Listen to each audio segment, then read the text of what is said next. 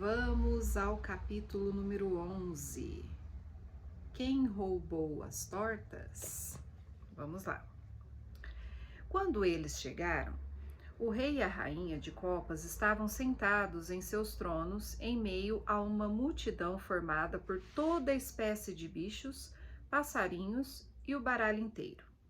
O valete permanecia em pé diante do rei e da rainha, acorrentado e com um soldado de cada lado para vigiá-lo.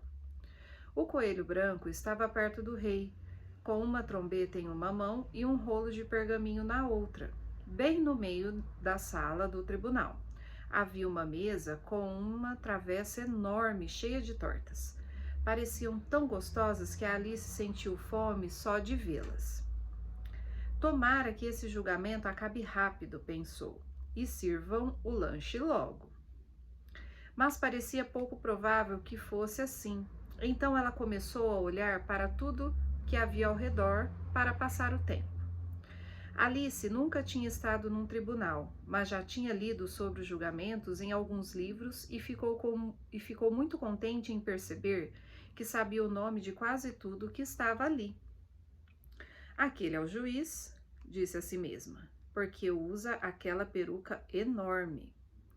O juiz, aliás, era o próprio rei, que, forçado a usar a coroa sobre a peruca, se quiser saber como ele ficou, olha a ilustração. Não parecia nada confortável e com certeza não estava nada elegante.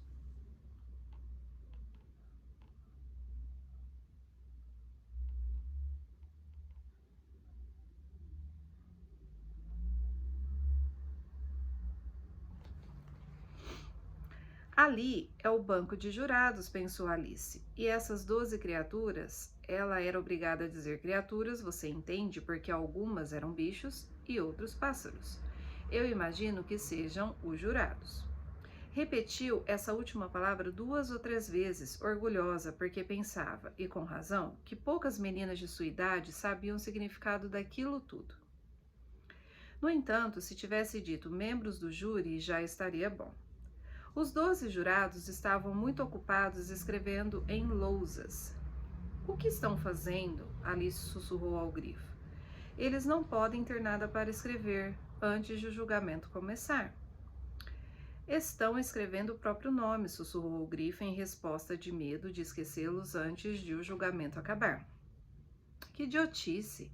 Alice começou a dizer, indignada, mas parou de repente porque o coelho branco gritou. Silêncio no tribunal. O rei pôs os óculos e olhou cuidadosamente para todos os lados para ver quem estava conversando. Alice podia ver muito bem, como se estivesse olhando por cima dos ombros deles, que todos os jurados estavam escrevendo, que idiotice, em suas lousas. Percebeu até que um deles não sabia como escrever idiotice e perguntou ao vizinho com que letra se escrevia aquela palavra.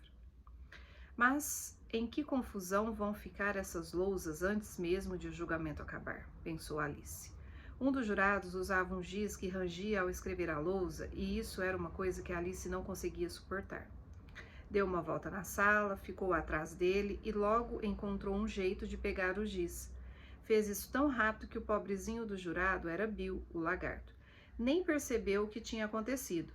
Bill ficou procurando o giz por algum tempo. E então se viu obrigado a escrever com o dedo o resto do dia, o que não adiantava de nada, porque dedo não deixa marca em lousa.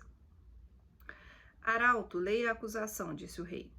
O coelho branco tocou 3 vezes a trombeta, desenrolou o pergaminho e leu o seguinte. A rainha de copas fez umas tortas. Era dia de verão. O valete de copas roubou as tortas, levou com ele o ladrão. Digam o veredito, disse o rei aos jurados. Ainda não, interrompeu rápido o coelho. Vem muita coisa antes disso. Chame a primeira testemunha, disse o rei.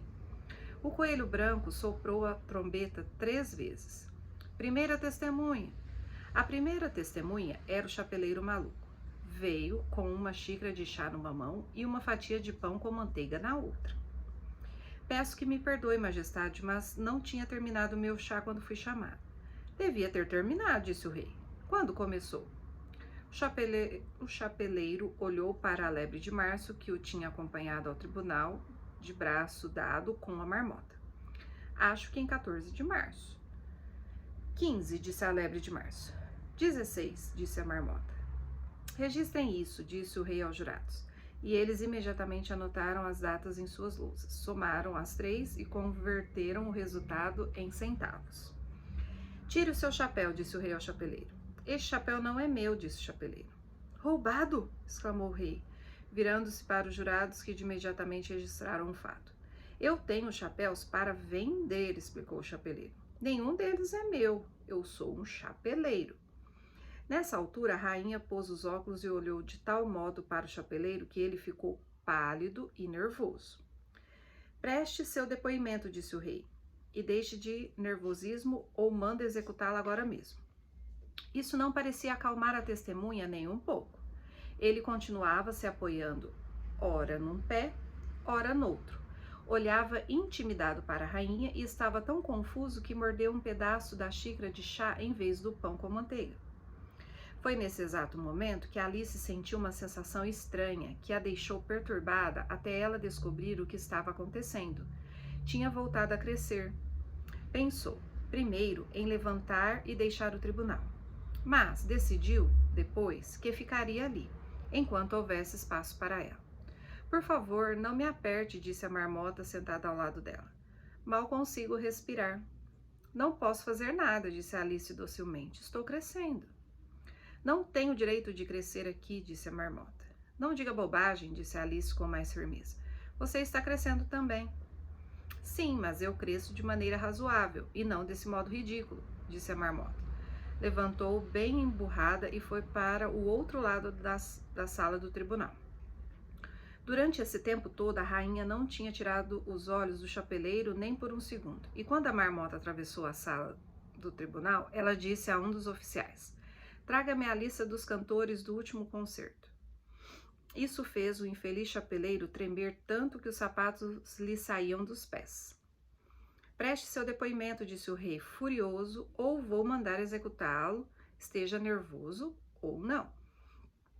Sou um pobre coitado, majestade, apelou o chapeleiro com voz trêmula. Fui tomar meu chá há uma semana, mais ou menos, e vi que o pão com manteiga estava cada vez mais chato e a chávena de chá em chamas. O que é que estava em chamas? Perguntou o rei. A chávena, isto é, a xícara, começa com chá, replicou o chapeleiro. Claro que chávena começa com chá, disse furioso o rei. Acho que sou idiota? Continue. Sou um pobre coitado, majestade, prosseguiu o chapeleiro. Muitas coisas ficaram em chamas depois disso. Só que a lebre de março disse... Eu não disse nada, a lebre de março interrompeu de imediato. Disse, afirmou o chapeleiro. Eu nego, declarou a lebre de março. Ela nega, disse o rei. Deixe isso de fora. Bem, de qualquer modo, a marmota olhou ansioso para todos, para ver se ela ia negar também. Mas a marmota não ia negar nada, dormia profundamente. Depois disso, prosseguiu o chapeleiro, eu me servi de mais pão com manteiga. Mas o que a marmota disse? Perguntou um dos jurados. Disso eu não consigo me lembrar, respondeu o chapeleiro. Tem que lembrar, observou o rei, ou terei que executá-lo. O infeliz chapeleiro deixou cair a xícara de chá, o pão com manteiga e ficou de joelhos. Sou um pobre coitado, majestade, começou a dizer. Você é um orador muito pobre, isso sim, disse o rei. Nesse momento, um porquinho da Índia gritou, aplaudindo, mas foi imediatamente abafado pelos oficiais do tribunal. Como abafado é uma palavra muito forte, vou explicar como isso foi feito. Eles tinham um saco enorme amarrado na boca por cordões. Enfiaram o porquinho da Índia de cabeça nele e sentaram em cima. Foi bom eu ter visto isso, pensou Alice. Leio nos jornais que durante os julgamentos as tentativas de aplauso são abafadas por funcionários do tribunal, e até agora não tinha entendido o que essa palavra significava. Se isso é tudo o que você sabe a respeito, pode descer, disse o rei ao chapeleiro.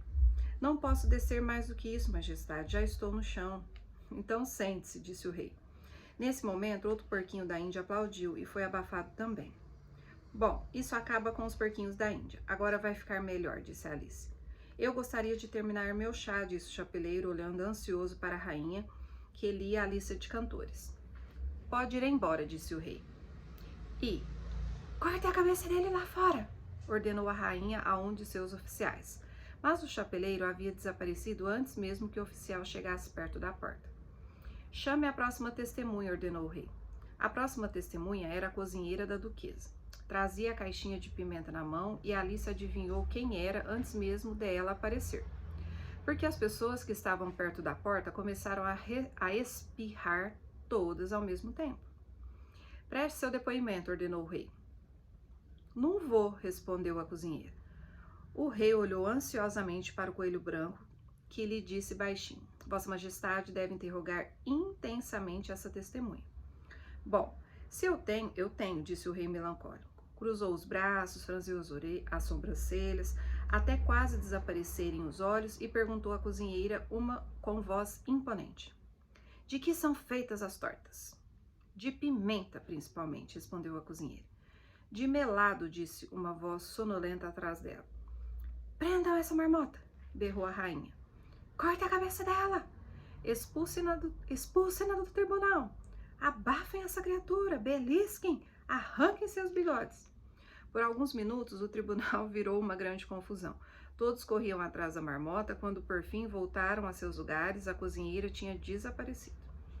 Não importa, disse o rei com alívio. Chamem a próxima testemunha. E acrescentou em tom baixo para a rainha. Francamente, querida, você é quem deve interrogar intensamente a próxima testemunha. Isso me dá uma tremenda dor de cabeça. Alice observava o coelho branco manusear a lista de testemunhas de maneira muito desajeitada, curiosa para saber quem seria a próxima testemunha. Até aqui não conseguiram um depoimento sequer, pensou. Imagine a surpresa dela quando o coelho branco leu com um tom mais alto que alcançava sua vozinha excedente: Alice.